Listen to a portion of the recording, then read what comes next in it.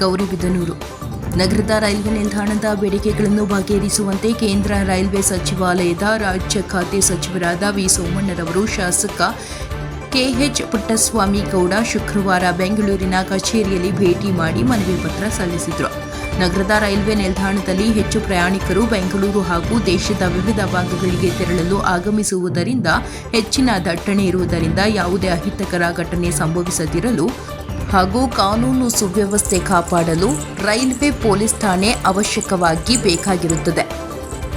ನಿಲ್ದಾಣದಲ್ಲಿ ಸಿಸಿ ಕ್ಯಾಮೆರಾಗಳನ್ನು ಅಳವಡಿಸಬೇಕು. ಪ್ರತಿದಿನ ತಾಲೂಕಿನಿಂದ ಸಾವಿರಾರು ಉದ್ಯೋಗಿಗಳು ಮತ್ತು ವಿದ್ಯಾರ್ಥಿಗಳು ಬೆಂಗಳೂರಿಗೆ ತೆರಳುವುದರಿಂದ ಹಿಂದೂಪುರ ಪ್ಯಾಸೆಂಜರ್ ರೈಲ್ವೆಗೆ ಹೆಚ್ಚುವರಿ ಬೋಗಿಗಳನ್ನು ಜೋಡಿಸಬೇಕು.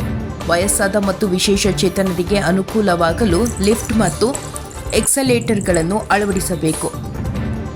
ಕೆಕೆ ಮತ್ತು ಸೊಲ್ಲಾಪುರ ಹಾಸನ್ ಎಕ್ಸ್‌ಪ್ರೆಸ್ ರೈಲುಗಳನ್ನು ನಗರದ ರೈಲ್ವೆ ನಿಲ್ದಾಣದಲ್ಲಿ ನಿಲುಗಡೆ ಮಾಡಬೇಕು. ಸೇರಿದಂತೆ ರಾಜ್ಯ ಹೆದ್ದಾರಿಯ ಚಿಕ್ಕಕುರುಗೋಡು ಮತ್ತು ಕೈಗಾರಿಕಾ ಪ್ರದೇಶದ ಬಳಿ ಮೇಲ್ಸೇತುವೆ ನಿರ್ಮಾಣ ಕಾಮಗಾರಿಗಳನ್ನು ಶೀಘ್ರವಾಗಿ ಅನುಷ್ಠಾನಗೊಳಿಸುವುದರಿಂದ ಈ ಭಾಗದಲ್ಲಿ ಚಲಾಯಿಸುವ ವಾಹನ ಸವಾರರಿಗೆ ಮತ್ತು ಕೈಗಾರಿಕಾ ಪ್ರದೇಶಕ್ಕೆ ತೆರಳುವ ವಾಹನಗಳಿಗೆ ಅನುಕೂಲವಾಗಲಿದೆ ಎಂದು ಮನವಿ ಪತ್ರದಲ್ಲಿ ತಿಳಿಸಿದ್ದಾರೆ. ಶಾಸಕರ ಬೇಡಿಕೆಗಳನ್ನು ಈಡೇರಿಸುವ ಭರವಸೆ ನೀಡಿದ್ದಲ್ಲದೆ ಗೌರಿಬಿದನೂರು ರೈಲ್ವೆ ನಿಲ್ದಾಣವನ್ನು ಮೇಲ್ದರ್ಜೆಗೇರಿಸಲು ಆದೇಶ ನೀಡಿದ್ರು ಎಂದು ತಿಳಿಸಿದ್ದಾರೆ.